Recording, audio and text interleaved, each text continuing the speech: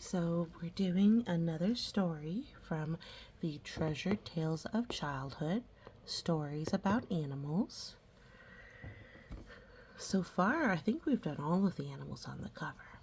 So this Treasured Tales of Childhood is a little group of books that a family friend gave us. This one's the second in the series.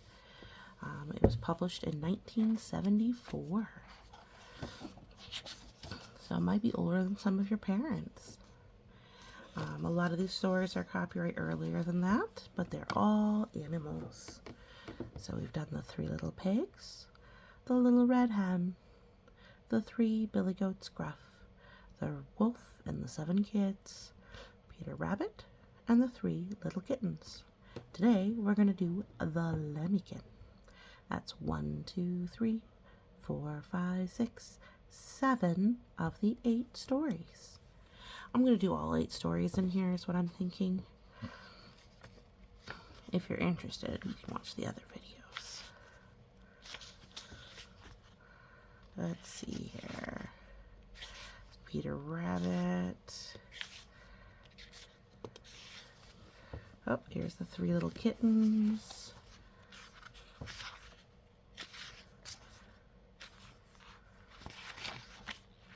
Alright, the Lambikin. I'm actually not familiar with this story. This one's from 1962. Make sure it's centered for you here.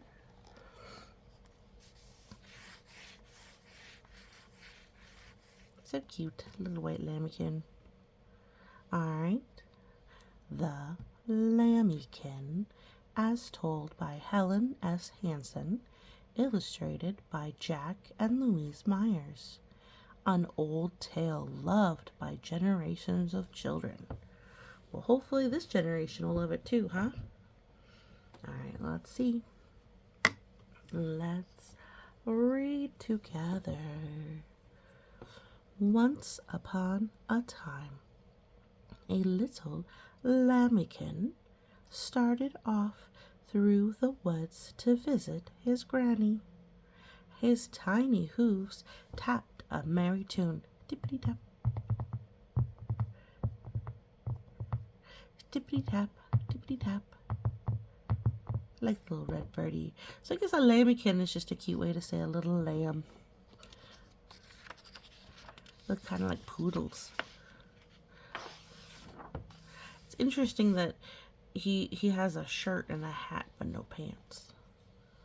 Because you'd think his wool would be enough for him not to need one of those, but or if you want it close, you should wear all of them.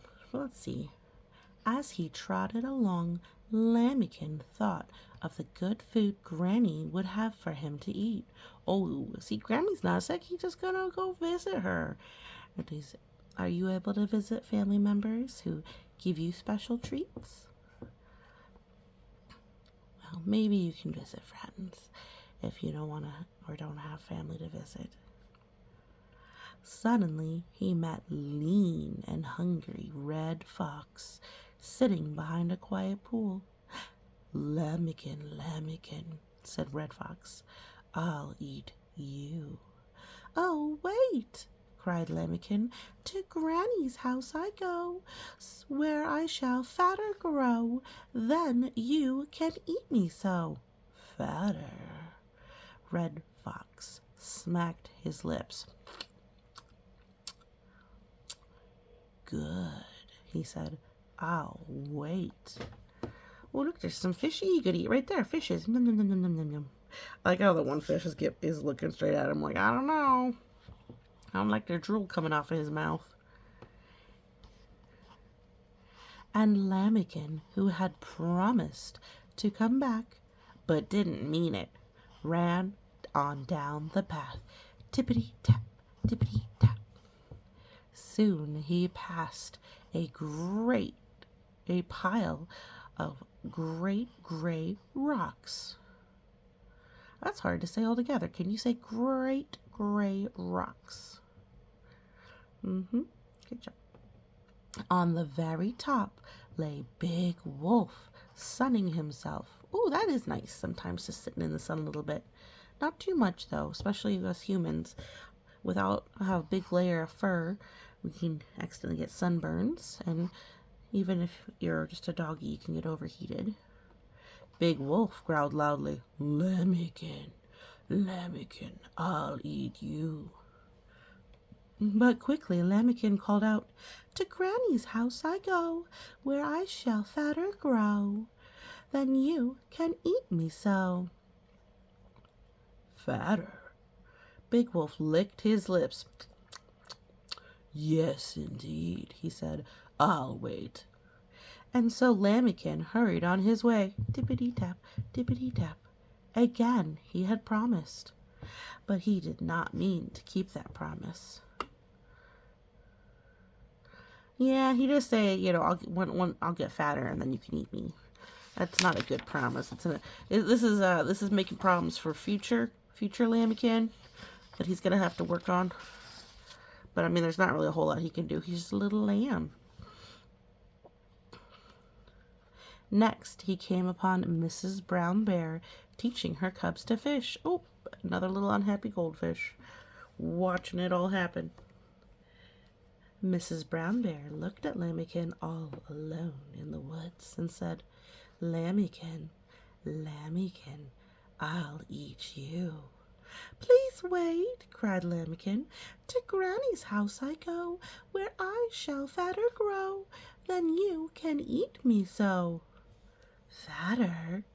Mrs. Brown licked her lips. "Yes, indeed," she said. "I'll wait, but hurry back." Oh, see, they look so sweet. I don't think that they would eat him, but bears do eat meat. They're what's called omnivores. So they eat meat, and they eat berries and honey, so just whatever they can get. Lambikin tippity-tapped on his way, thinking that he would have to be very careful on his way home. Yes, he will. He'll have to be very careful on his way home, because he's promised 3 different predators that they could eat him. "Come in," said Granny. "You are just in time for a good meal of clover salad and corn cakes." Ooh, that does sound lovely. Clover salad and corn cakes. Thank you, Granny.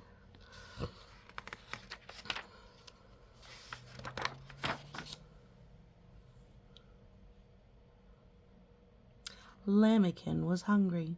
He ate and ate and ate.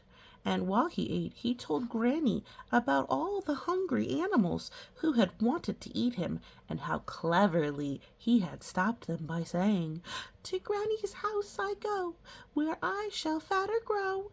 Then you can eat me so." As he ate, he chuckled to himself, for he didn't mean to keep his promise. Well, that's not very nice. I mean, I guess it is fair, because it's not very nice to eat someone either. So, each day after that, Granny heaped Lambikin's plate with good things to eat, and each day Lambikin grew fatter and rounder. Ooh, do you think he'll turn into a butterfly like the caterpillar? No, I don't think so either. He's gonna turn into a sheep, just like Granny. When 7 days had gone by, Lambikin said, "It is time for me to return home, but now that I am fat and round, one of the hungry animals will surely eat me." Granny smiled.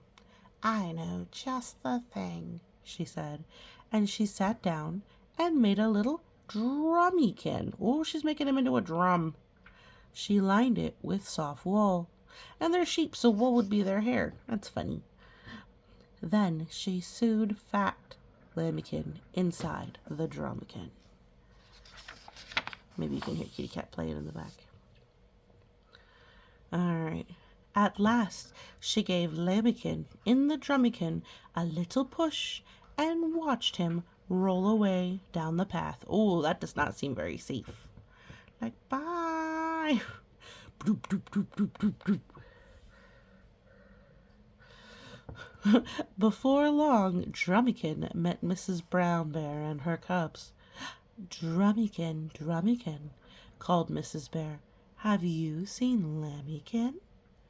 Snug and safe inside his drummikin, Lambikin laughed to himself, "Hee hee hee hee," and said, "Fallen into the fire, and so will you, on little Drummikin, dump-a-dum too." And he rolled safely on his way. There's going to be a fire. What? That doesn't seem very nice. Look, they're just learning to fish.